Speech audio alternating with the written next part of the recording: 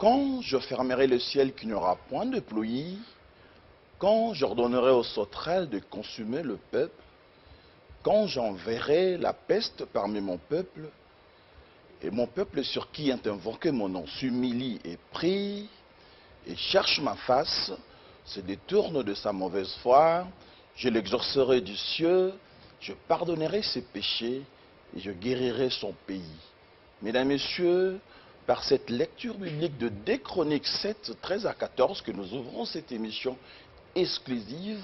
Vous le savez, depuis un certain moment, nous sommes en train de parler et de comprendre et surtout d'élucider comment est-ce que nous pourrons vaincre le coronavirus, une pandémie qui sévit le monde, qui a tourné notre attention, mais bien sûr, au-delà du fait de gestes barrières, de tout ce qui est hygiénique, mais nous avons aussi besoin de connaître comment est-ce que nous devons procéder avec les armes spirituelles. Pour cela, nous habituons à l'exercice de puiser chez les hommes de Dieu. Bienvenue, pasteur. C'est vous l'invité qui, nous voulons dire, permettez que Dieu a voulu que vous soyez à l'écoute du peuple pour apporter la lumière. Nous ne cesserons de vous remercier. Je vous remercie aussi de me donner cette opportunité. Je vous en prie. De parler au peuple de Dieu ce matin. Comment vous vous sentez? Ah non, je me sens très bien. Nous sommes en train de prier pour que Dieu puisse mettre fin à cette détresse dans laquelle nous nous retrouvons. Après 3-4 mois, comment est-ce que vous pourrez faire le bilan des choses? On ne saura pas faire le bilan comme tel, hein, mais seulement nous constatons que le hameçon qu'on avait jeté commence à porter le fruit. Commence à porter le fruit. Nous voyons par-ci par-là les savants, singulièrement des Congolais, des Malgaches. Docteur Jérôme, vous voulez dire? Docteur Jérôme Mouniangui et au Madagascar, ses collègues qui sont sur la voie de trouver le médicament. Je pense qu'on appelle le protocole. Le protocole est déjà trouvé, il a déjà guéri beaucoup de gens. C'est ce que je disais ce jour-là que Simon-Pierre, Jésus lui dit de le prendre au mot et en allant jeter le hameçon dans la mer, et le premier poisson aura la solution dans sa bouche, l'argent qui devait être payé. Et donc, Dr Mouniangui et les autres au Madagascar, ou bien celui qui est à Marseille, ce sont les gros poissons qui ont la solution dans leur bouche. Continuons à prier pour que cela puisse être confirmé. Très bien, nous signalons que vous étiez en train déjà de dire que toutes les pensées vers Dieu que vous étiez en train d'expliquer et d'exploiter ici dans cette émission, c'était bien sûr pour ouvrir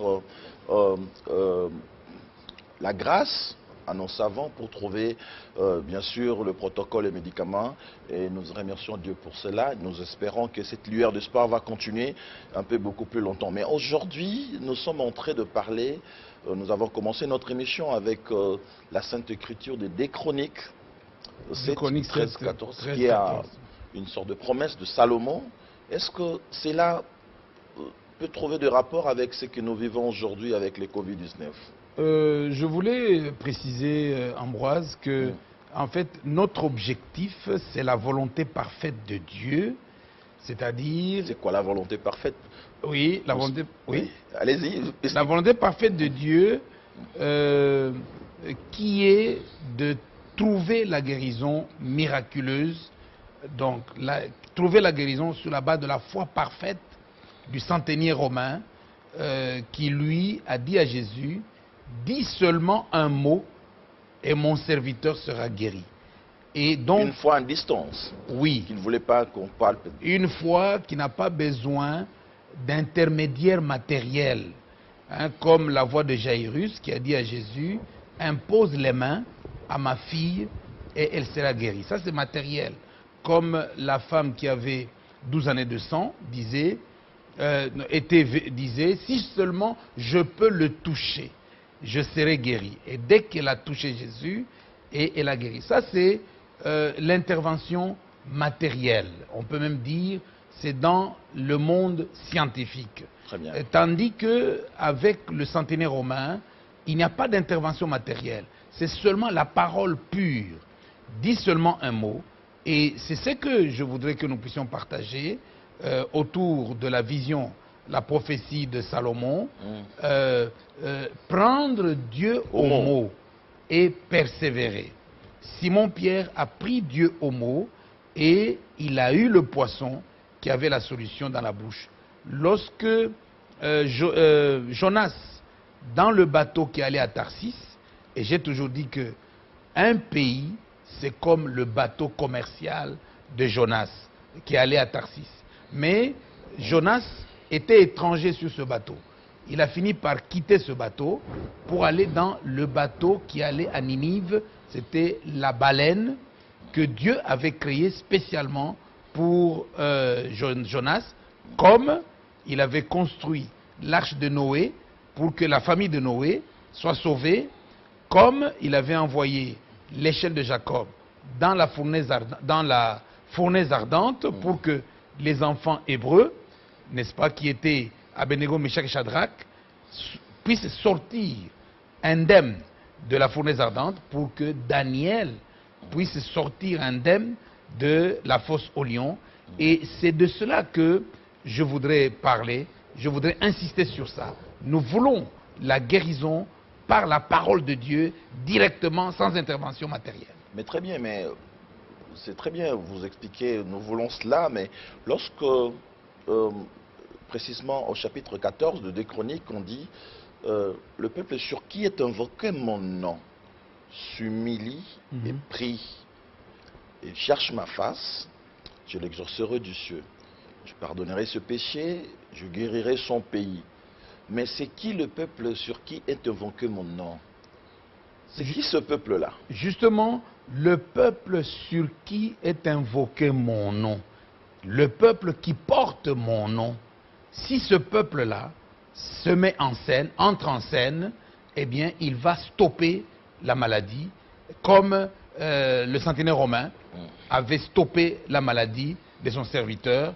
Ce peuple-là, qui porte le nom de Dieu, il le porte avant la fondation du monde. Dieu n'a pas donné le nom à ses enfants le jour de la naissance, comme nous le faisons, nous les humains. Je donne le nom à mon enfant le jour où il vient au monde et je m'en vais à l'état civil pour enregistrer ce nom. Mais Dieu a donné le nom à ses enfants avant la fondation du monde. Okay. Et il leur a donné le nom, il les a élus. Voilà. Il les a choisis, élus, comme les élus de l'Assemblée nationale ou bien du Sénat sont élus par le peuple. Mais Dieu nous a élus en nous donnant son nom avant la fondation du monde dans la préscience. C'est ce que Simon-Pierre dit dans 1 Pierre 1, verset 1. Il dit « À ceux qui sont élus dans la préscience de Dieu, à ceux à qui Dieu a donné son nom. » Donc je peux lire cela. Il dit « À ceux qui sont élus selon la préscience de Dieu, le Père, par la sanctification du Saint-Esprit, afin qu'ils deviennent obéissants et qu'ils participent à l'aspersion du sang de Jésus-Christ, que la grâce et la paix vous soient multipliées. » Donc l'élection ici se fait en 2 étapes. L'étape pré-scientifique avant la création et l'étape scientifique à partir de la sanctification. C'est-à-dire que Dieu a d'abord le projet de créer son enfant. Il a le projet de créer l'enfant. Dans sa pensée, il médite et il filme sa pensée qui est déjà un produit fini. Et c'est déjà un enfant, il est produit fini, Dieu l'a filmé, et après, cela constitue, n'est-ce pas, la sémence. Ça constitue le négatif du film. Ça constitue le film est lui-même complet. Ok. Le film est complet, mais sous forme de la sémence.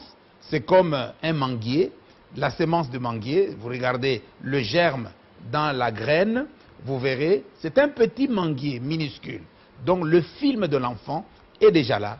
Et le fœtus. Oui, ce n'est même pas encore le fœtus, c'est la sémence. La sémence. Okay. C'est la sémence. Et cette sémence, c'est déjà un homme complet, mais sous forme de sémence. Et il lui donne son nom de chrétien. Et cette sémence sera créée, c'est-à-dire sera enveloppée, Genèse 1, verset 26, dans l'âme. Créons l'homme à notre image. C'est-à-dire enveloppons le projet de l'enfant dans l'âme. Et après avoir enveloppé le projet de créer Adam dans l'âme, Genèse 1, 26, en Genèse 2, verset 7, Dieu vient maintenant envelopper cette enveloppe de la vie éternelle sous forme de sémence de Adam, va l'envelopper dans le corps, dans l'argile. Et donc, ainsi, la vie, le projet de vie éternelle de Adam, enveloppé d'abord dans l'âme, Genèse 1, verset 26, puis enveloppé dans la terre, Genèse 2, verset 7. C'est la même chose avec nous. Si vous lisez Job 10, verset 8 à 10, le bébé qui a déjà été créé en Genèse 1, verset 26, sera enveloppé en Genèse 2, verset 7, mais Job, parce que ce n'est plus Dieu qui va prendre la terre directement et faire la chair de Adam, Dieu va passer par votre épouse qui va manger le pondou qui vient de la terre, le poisson qui vient de la terre, les oiseaux qui viennent de la terre. Il va, n'est-ce pas, elle va manger pour apporter les éléments de la poussière qui vont construire le corps du bébé pendant 9 mois, afin que, selon Osée 13, verset 13, le bébé sorte, le corps matériel du bébé, terrestre du bébé, sorte de sa maman, et Dieu prend l'âme qu'il avait déjà créée en Genèse 1, verset 26, il vient loger dans le trou de botal, entre les deux oreillettes de votre cœur. Et c'est là maintenant qu'il va loger cette âme, et le bébé va crier. Qui nous différencie bien sûr des animaux. C'est ce qui nous différencie les animaux, parce que les animaux n'ont pas d'âme. Ils n'ont que l'esprit. Ça, c'est le peuple pour qui est invoqué. Le peuple là, le peuple sur qui est invoqué mon nom. Le peuple dont Dieu parle. Exactement. Et le nom de ce peuple, individuellement, c'est la sémence. C'est le nom sous forme de sémence que Dieu a créé et est venu envelopper dans l'âme, dans l'esprit et dans la chair. Très bien. Mais alors, nous allons rester toujours dans cette écriture, mais nous voyons que ce peuple-là, qui ont le monopole d'avoir la clémence ou l'attention de Dieu, est venu par rapport à les choses que Dieu a voulu faire. Lorsque je fermerai le ciel, c'est-à-dire que Dieu n'est pas content, qu'il n'y aura point de pluie. Lorsque j'ordonnerai aux sauterelles, le sauterelle aujourd'hui nous pouvons le comparer au Covid-19. Lorsque j'enverrai la peste, nous avons vu la peste, vous étiez en train de parler autrefois de la peste antonine, tout cela. Mais qu'est-ce qui fera que Dieu prévoit d'abord cette disposition-là et qui nous donne aussi le remède? Qu'est-ce qui enveloppe tout cela? Salomon a dit, toujours pour compléter 2 Chroniques 7, versets 13 à 14, il a dit que lorsque le peuple péchera contre toi, lorsque les élus pécheront contre toi, et alors tu seras fâché, tu fermeras le ciel. Alors quand tu fermeras le ciel, Seigneur, tu m'as dit que tu auras déjà anticipé ta colère en envoyant un messager, comme Salomon qui avait eu déjà le message. Le messager va précéder coronavirus. Il viendra, n'est-ce pas, pour produire le peuple de Dieu. Parce que Dieu dit, quand je fermerai le ciel, je serai fâché. j'enverrai la peste, coronavirus. S'il se trouve dans ce pays, mon peuple, dont le peuple a précédé, n'est-ce pas, la catastrophe. Et ce peuple qui porte mon nom, maintenant, doit entrer en scène. Il doit entrer en scène. Et en s'humiliant. D'abord en portant le nom. D'abord en portant le nom. C'est-à-dire que le peuple, n'est-ce pas, doit être identifié. Oui, doit être identifié. Regardez Moïse.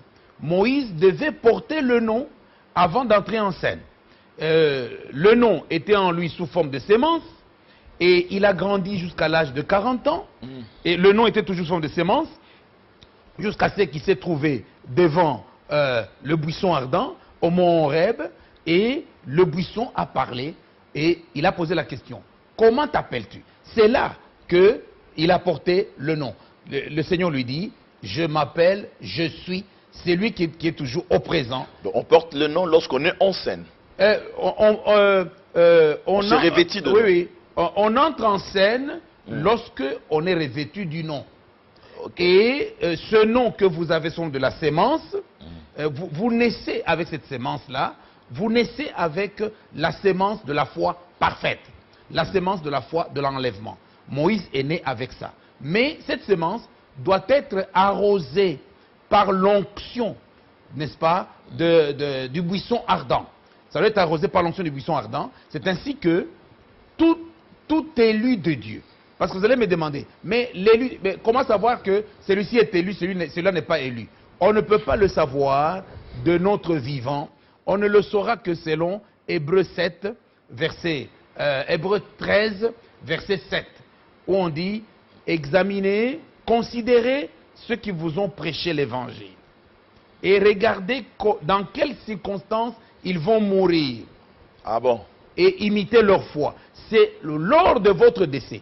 Parce qu'aujourd'hui, nous les pasteurs, nous mentons, nous trompons les gens. Quand quelqu'un meurt, on dit non, Seigneur, reçois-le. Non. Nous devons maintenant constater qu'il est mort dans quelles conditions. Il est mort sous la repentance, sous l'obéissance.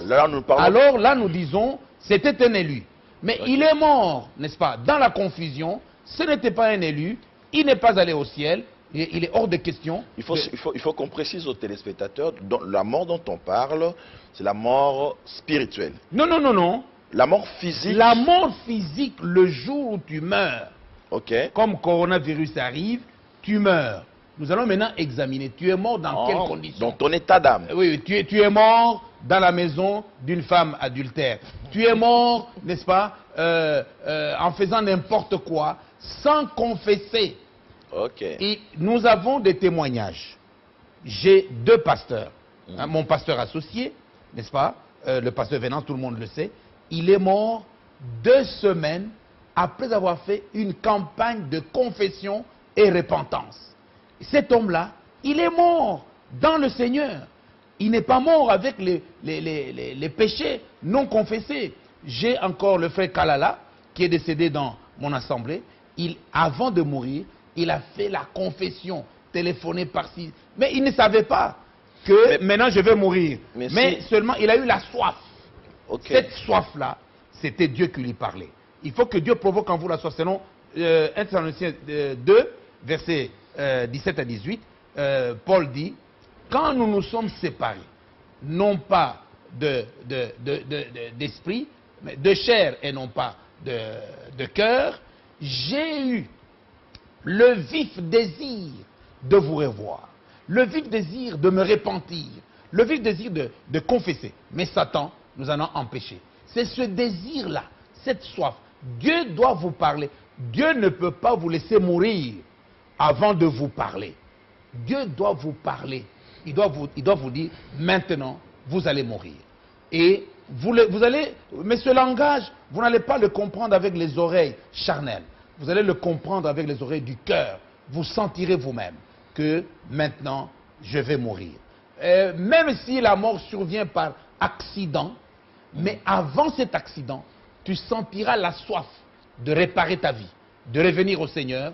Donc, comme selon Michée 14, il dit, revenez à moi, vous, je crois, Osée 14, non, Michée, revenez à moi, n'est-ce pas, par ces paroles, pardonne-moi mes iniquités, pardonne-moi mes péchés, etc. C'est alors que, je voulais préciser, c'est là que nous pouvons dire que celui-ci c'était un élu.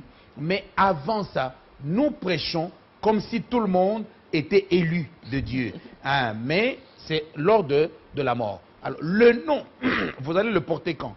Vous allez le porter dans le processus, comme le processus par lequel Moïse est passé. C'est-à-dire la soif provoquée par le buisson ardent, l'onction du buisson ardent, comme les deux qui allaient à l'Emmaüs, n'est-ce pas? Qu'est-ce qu'ils ont senti quand Jésus leur parlait, sans savoir que c'était Jésus? Ils ont senti leur cœur brûler. Nos cœurs ne brûlaient-ils pas lorsqu'il nous parlait en chemin? Et quand le cœur brûle, vous avez la soif du sang. Et quand vous avez la soif du sang, vous confessez. Regardez le brigand de droite. Le brigand de droite, c'est un exemple typique. Il était devant le buisson, Moïse était devant le buisson ardent. Le brigand de droite était devant la chair ardente de Jésus-Christ. Et il a entendu Jésus dire, Père, pardonne-leur. Ils ne savent pas ce qu'ils font. Vous voyez, Dieu lui parle avant de mourir. Mais il a parlé aussi au brigand de gauche. Il a parlé aussi aux magistrats qui étaient là-bas, n'est-ce pas, au tombeau. Il a parlé aussi aux soldats. Les gens étaient là, mais s'est moqué de lui. Personne n'a reçu la révélation que... À part Ponce Pilate, peut-être non, Ponce Pilate non plus n'a pas reçu la révélation. C'est un hypocrite, c'est laver les mains. Au lieu de se repentir, Ponce Pilate devait faire sa repentance et sa confession, et alors il aurait eu le salut. Mais il s'est lavé les mains.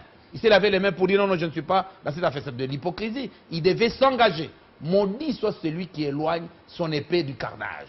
Il devait entrer en scène, n'est-ce pas? Et donc, le brigand de droite, il a ce verset biblique. Pardonne-leur. Ils ne savent pas ce qu'ils font. Lui, il a compris. Dieu me dit, je te pardonne. Tu ne sais pas ce que tu fais. Alors, comme Dieu m'a pardonné, je fais ma confession. Il dit, mon frère, ne comprends-tu pas que celui-ci, il est Dieu? Qui lui a dit qu'il était Dieu? C'est cette onction du buisson ardent, ou de la chair ardente, qui lui a fait comprendre qui a élevé son âme jusque dans la 6e dimension, et lui a donné les yeux de l'esprit pour voir. Sur le trône, c'était Jésus, Dieu lui-même, et son corps était à la croix. Il dit à son voisin, ne crains-tu pas Dieu? Celui-ci, il est Dieu. Nous ne pouvons pas être punis avec lui de la même manière. Et puis il a dit, Seigneur, pense à moi, souviens-toi de moi, quand tu es dans ton royaume. Jésus lui a dit, aujourd'hui même. C'est ainsi que quand je parle maintenant, il y en a qui seront touchés, donc leur âme sera percutée, ils vont sentir la soif de faire leur repentance et leur baptême d'eau. Ce qu'on dit à l'église, l'appel. Oui, l'appel, c'est ça l'appel que le brigand de droite a reçu à la croix. Il n'a pas eu le temps d'aller se faire baptiser. Mais maintenant, ceux qui sont déjà baptisés, le peuple qui est déjà baptisé, c'est le jour du baptême que Dieu qui avait placé, n'est-ce pas, la sémence de son nom dans ton âme, le jour de la création, dans ton cœur, le jour de la naissance, le jour du baptême d'eau, Dieu, l'échelle de Jacob va descendre, les cieux s'ouvrirent le jour où Jésus était baptisé, et l'échelle de Jacob est descendue comme une colombe, et les séraphins et les chérubins vont prendre la sémence du nom de Jésus et aller la planter dans le lieu de la création, selon Ephésiens 2, verset 10, là où nous avons été créés en Christ pour des bonnes œuvres. C'est ça la bonne œuvre qui commence, c'est planté, et maintenant vous allez marcher vers la croix pour faire votre confession, selon Romains 6, verset 3, tu es baptisé, verset 6, tu es crucifié, n'est-ce pas? Et verset 12 à 13, tu fais la repentance, la confession, pour que la sémence du nom soit arrosée par le sang de Jésus-Christ et produise le nom qui est la robe, n'est-ce pas, des élus, qui est le vêtement des élus, les chaussures des élus, n'est-ce pas, et la couronne des élus. Très bien. Alors, c'est un grand processus, hein? Oui, c'est tout un processus. Mais alors, si nous devons configurer ce processus dans notre pays, pour ces temps ici, pour le monde entier, qu'est-ce que doivent avoir, c'est quelle attitude que ces élus-là, pour passer à ce processus, comment ils vont se tenir pendant ces temps ici, bien évidemment, vous savez, après ce confinement, il y a beaucoup de gens change par rapport aux circonstances. Après les 2 confinements, toutes les attitudes de prière, toutes les attitudes des hommes de Dieu, surtout les hommes de Dieu, ils vont changer de prédication, ils vont revenir à la promesse d'enrichissement, de mariage et tout. Mais la parole dont on parle à ce moment ne fera plus partie après le confinement. Nous le savons comment est-ce que les choses se passent aussi pour les hommes de Dieu et pour le peuple de Dieu. Oui, c'est-à-dire que quelle attitude nous devons avoir en ce moment, hein? Je voulais d'abord partir du fait que les élus, hein, peuvent être des croyants du message de notre temps, comme Ananias, à son époque, comme Simon-Pierre.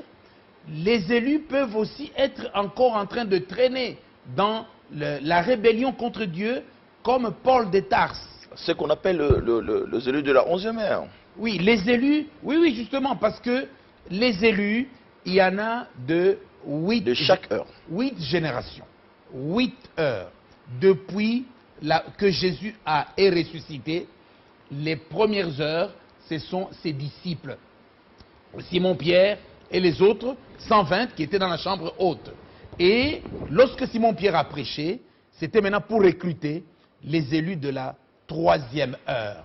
Lui-même le dit dans Acte 2, verset 15, il dit, ces gens que vous voyez ne sont pas ivres, parce que il n'est encore que, n'est-ce pas, 9 heures du matin. 9 heures du matin, à partir du lever du soleil. 9 heures du matin de la Bible, nous pouvons la comparer à quelle heure? Oui, 9 heures du matin, 9 heures du jour, 9 heures du lever du jour. Eh bien, en Swahili, c'est la 3e heure. En anglais, c'est la 3e heure. Et 17 heures, c'est la 11e heure. Hein, 17 heures en anglais, hein, n'est-ce pas? 11. Yeah. Oui, Sakumina Moja, hein, n'est-ce pas? C'est la 11e heure. Et alors, maintenant, c'est la 11e heure du jour. Et c'était la 3e heure. Les chrétiens de la 3e heure ont été recrutés le jour de la Pentecôte. Et nous pouvons considérer aussi Paul de Tarse comme étant chrétien de la 3e heure. Et la 3e heure du jour, un jour sur la terre, c'est un jour en Christ, c'est 1000 ans sur la terre. Et donc, les chrétiens de la 3e heure du jour, ce sont les chrétiens, n'est-ce pas, de la 3e heure du premier millénaire. Nous sommes aujourd'hui dans le 2e millénaire. Nous sommes à la fin du 2e millénaire. Les gens disent que nous sommes en 2020. C'est faux. Nous serons en 2000, le jour de l'enlèvement. Hein, même les Juifs, vous allez leur poser la question, ne sont pas encore en l'an 7000. Ils sont encore dans 6000 quelque chose. Donc nous allons atteindre 7000 le jour, n'est-ce pas, le 7e millénaire. Mais deux fois là, on va terminer 6000 plutôt. On va atteindre 6000 pour aller dans le 7e millénaire. Ce sera le jour de l'enlèvement. Les Juifs sont encore dans 5900 quelque chose. Ils ne sont pas encore à 6000. Nous non plus, on n'est pas encore en 2000. Et l'ONU a dit, nous sommes dans le 3e, comment se dit ça? Le 3e... L'expression... Oui. Allez-y. Il parle du 3e millénaire. Non, le 3e millénaire commence avec l'enlèvement. Il n'y a pas encore d'enlèvement, et donc on n'est pas encore en l'an 2000. Mais la science, nous sommes en 1900 quelque chose. La science, de fois, avec le spirituel, vous savez, il y a beaucoup de divergences. Hein, Oui, mais la science est en train de nous imiter sans aller en profondeur en disant nous sommes en 2020 après Jésus-Christ. Pourquoi il cite Jésus-Christ? L'histoire parle toujours de Jésus-Christ.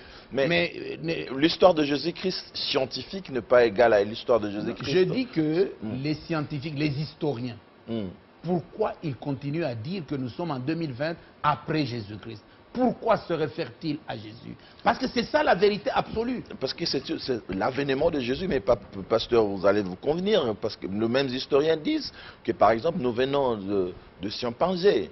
Mais c'est parce que la parole de Dieu dit. Donc, des fois, la science et le spirituel, deux fois, ne se concordent pas. Non, les scientifiques sont ignorants des mystères du christianisme. Ils ne le savent pas. Christ Vous risquez leur représailles. Hein? Pardon? Vous risquez leur représailles. Quelle représaille? Je vous dis la vérité. Je vous dis que vous-même, vous êtes scientifique. Les scientifiques sont arrogants pour rien. C'est ce que je voulais dire. Ils ne veulent pas écouter l'évangile qui présente Christ, mais en même temps, ils utilisent, n'est-ce pas, Christ comme référence pour compter le temps.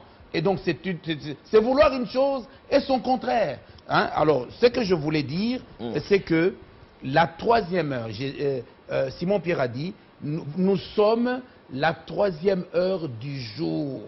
Ces gens n'ont pas encore eu le temps d'aller boire. C'était effectivement dans les derniers jours, au pluriel.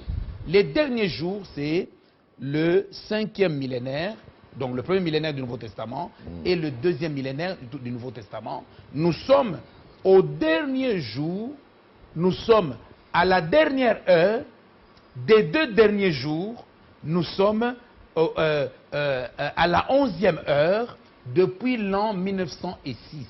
Nous sommes à la 11e heure selon Matthieu 20, versets 8 jusqu'à 12.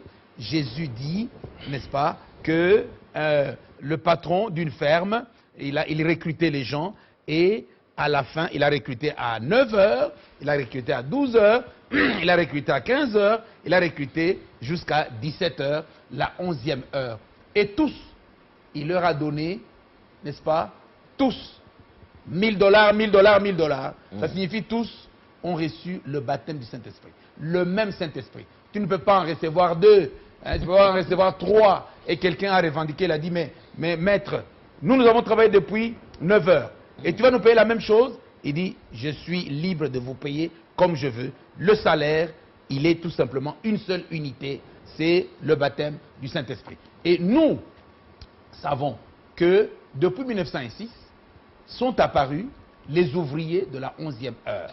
Jusqu'à l'enlèvement. Depuis 1906. Depuis 1906, jusqu'à l'enlèvement. Les ouvriers de la 11e heure. Et c'est là qu'ils ont reçu l'onction que les églises du réveil sont en train d'entretenir aujourd'hui, a été reçue dans une petite assemblée d'un noir américain qui louchait. C'est lui qui avait reçu cette onction-là. Et c'est lui qui est le fondateur, n'est-ce pas, du mouvement des églises du réveil, n'est-ce pas, et depuis 1906. Et vous allez découvrir que les baptistes, etc., sont dans ce mouvement, n'est-ce pas, de l'onction du réveil. Mais le message lui-même sera révélé en 1946, lorsque l'ONU a décidé de donner, n'est-ce pas, une nation, un État à Israël. C'était en 1946. C'était à la même date que le Seigneur a révélé au frère Branham qui baptisait, n'est-ce pas, lui a révélé le message de notre temps, le message de l'Odyssée, qui commence à partir de Apocalypse 3, verset 14 jusqu'à 22. Et donc, les croyants, les ouvriers de la 11e heure, les élus de la 11e heure, ils avaient déjà expérimenté Matthieu 24, verset 22, qui dit que les élus ont le pouvoir de stopper la détresse. Très bien. Et qu'est-ce qu'ils ont fait? Ils ont prié. Et ils ont stoppé la guerre 14-18. Le 11e jour, n'est-ce pas, du 11e mois de l'année 1918, à 11h11 minutes, n'est-ce pas, 11 secondes. Et nous sommes aussi... Et les scientifiques ne pourront pas expliquer tout ça. Ils ne peuvent pas expliquer ça. Nous sommes aussi les élus de la 11e heure. Nous sommes de l'âge de la Odyssée, de la 11e heure. Mettons-nous maintenant à l'œuvre. Entrons en scène, comme nous recommande le Seigneur Jésus, pour prendre Dieu au mot. Prenons Dieu au mot pour arrêter le coronavirus. Vous voyez que la bataille aujourd'hui avec les scientifiques, on dit non, coronavirus, nous allons vivre avec. Nous allons vivre avec. Nous ne voulons pas vivre avec coronavirus, nous les élus, nous voulons qu'on stoppe. Et alors nous devons entrer en scène pour stopper le coronavirus. Très bien. Mais lorsque vous dites, parce que c'est lui qui vous prend en cours de cette émission, il dit, écoute, le pasteur parle prenons Dieu au mot, prenons Dieu au mot. Et il va lire certainement 2 Chroniques 7, 13, 14, mais il va se dire, comment s'y prendre, moi? Comment s'y prendre pour celui, je sais pas moi, un fervent catholique, un fervent qui m'a dit, je sais pas, comment il doit s'y prendre, le pasteur? Je vous donne l'exemple de Daniel. Daniel a pris Dieu au mot. Mais comment? Justement. Dans notre contexte. Mais justement, je vous donne d'abord l'exemple de Daniel. Allez-y. Donc Daniel a pris Dieu au mot comment? Il a pris le mot de passe que Dieu a révélé à Salomon. Le mot de passe, la révélation. Oui, la révélation du mot de passe que Dieu a donné à Salomon. Il a dit, si mon peuple qui porte mon nom, et lui, Daniel, il avait la sémence du peuple hébreu, il avait la sémence d'Abraham, et donc, c'est le point de départ, il a la sémence d'Abraham. Si le peuple qui porte mon nom s'humilie, il s'est humilié, vous lirez Daniel 9, il est entré en jeûne, n'est-ce pas, et il a jeûné, Daniel 1, pendant 10 jours. Après avoir jeûné, Daniel a entrepris de prier. Il a dit, s'il se détourne de ses mauvaises voies, et en tournant son regard en direction, cherchant ma face, la face de l'Éternel, c'est Jésus-Christ. La face de l'Éternel, c'est le buisson ardent. La face de l'Éternel, c'est l'ange de l'Éternel. N'est-ce pas? Cherchons l'ange de l'Éternel. Comment? Nous allons détourner nos cœurs de l'esprit des mauvaises volontés des historiens qui ne veulent pas se repentir, de tous les savants. Détournez vos regards dans la direction de l'orgueil. Repentez-vous, reconnaissez que vous êtes nés dans l'iniquité. On vous a conçu dans le péché. C'est ce que Daniel a fait.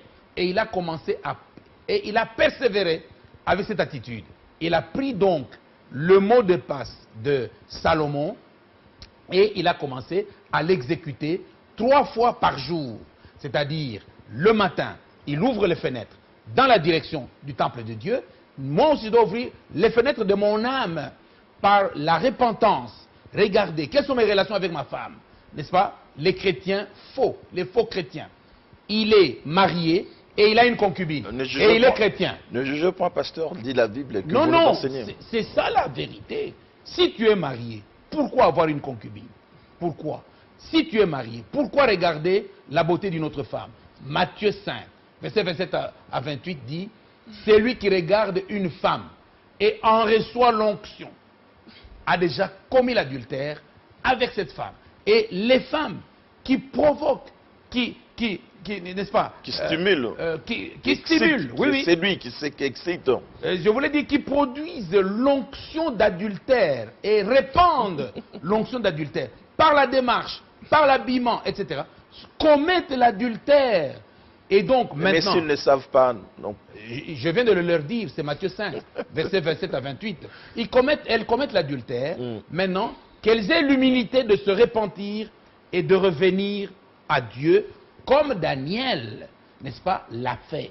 Et Daniel priait 3 fois par jour. C'est ainsi que, lorsqu'on le jeta dans la fosse aux lions, Dieu intervint en envoyant, n'est-ce pas, l'ange de l'Éternel, l'échelle de Jacob, à son secours. Parce que tout ce que vous faites là, non, ne jugez point, non, etc., c'est bien. Mais quand le problème arrive, maintenant, quand coronavirus est arrivé, tout au début, personne ne voulait plus faire ces choses-là. Hein.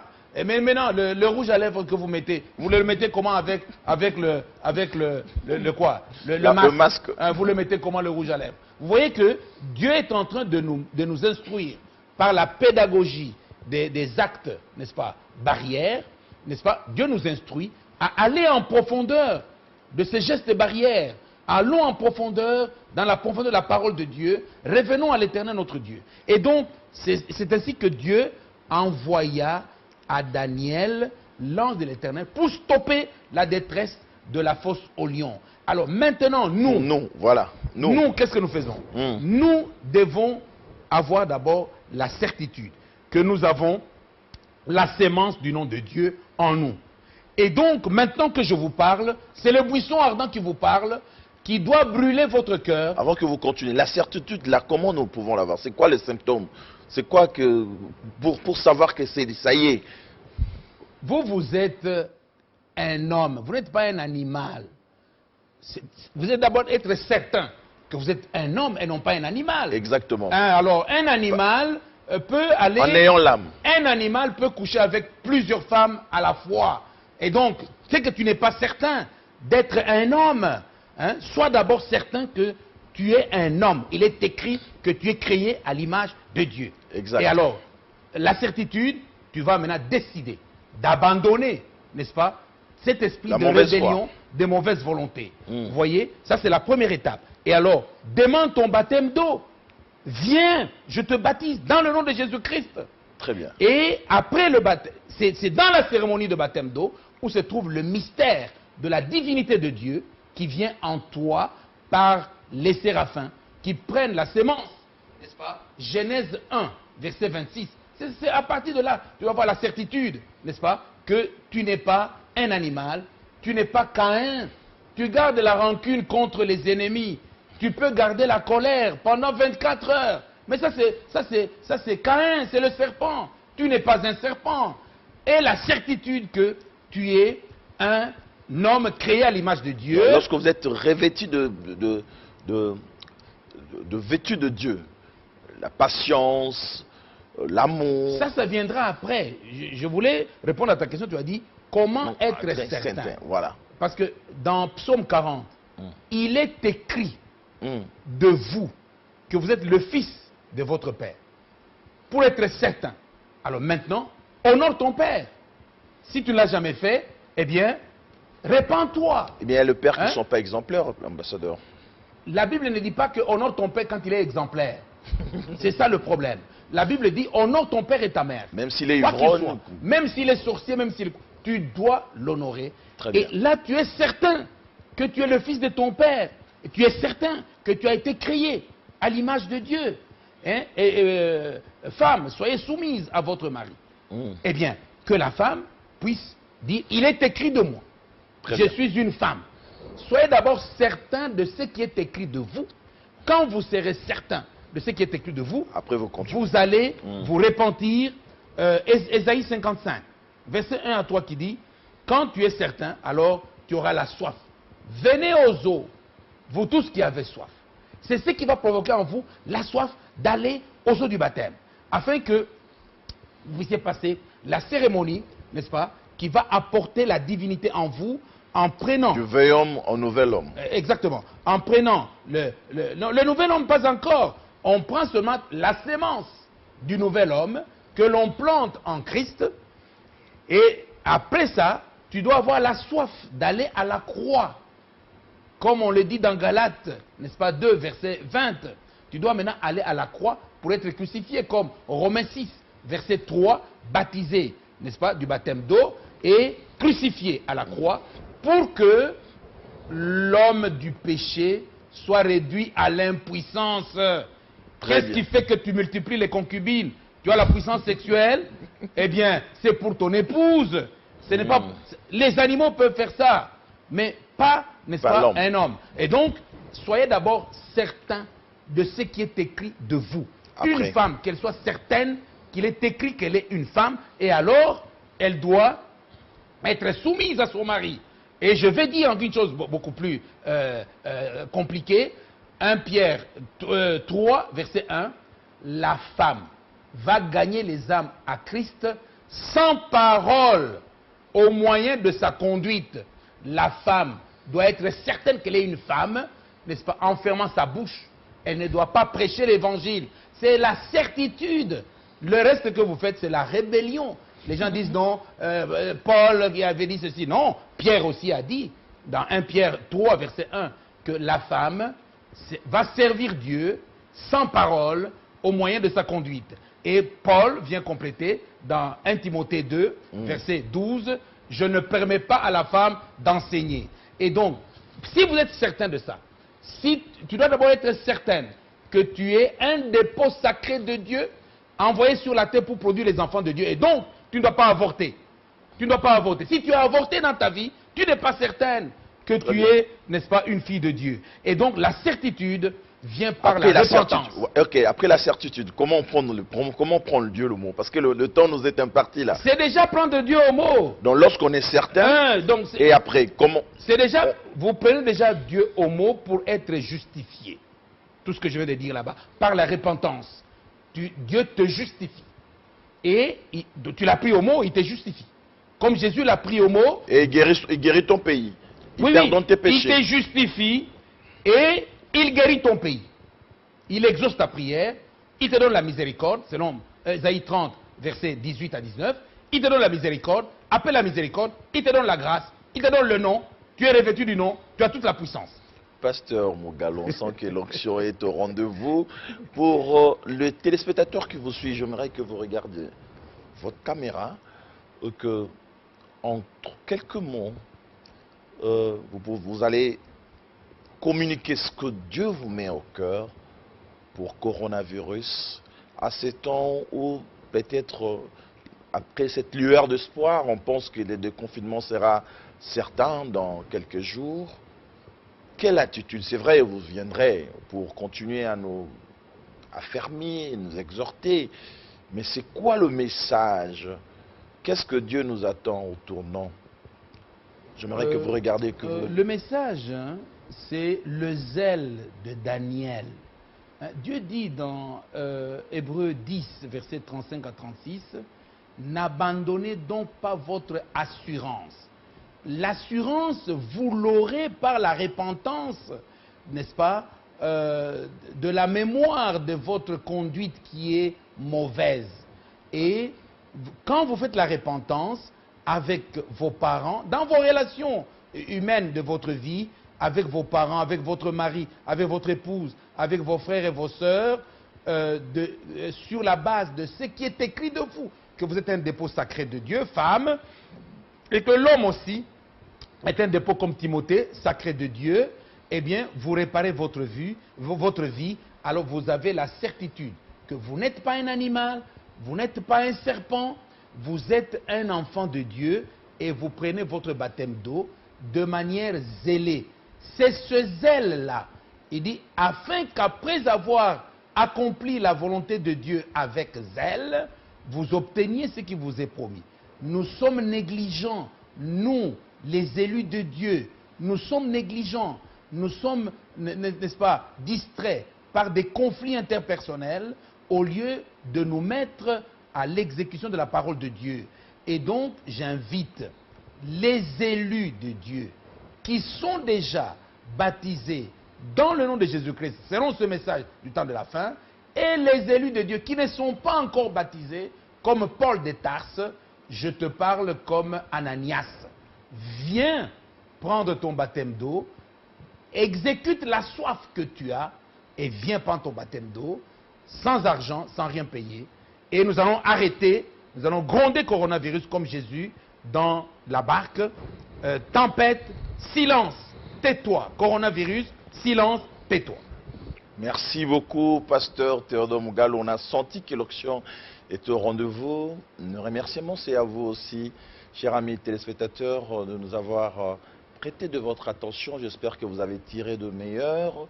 Revêtons-nous de nom de Dieu notre Père pour qu'enfin que nous soyons guéris, pour que nos péchés soient pardonnés et après nous pouvons faire, comme m'a dit le pasteur, de gronder, d'arrêter le coronavirus et c'est possible et nous les croyons.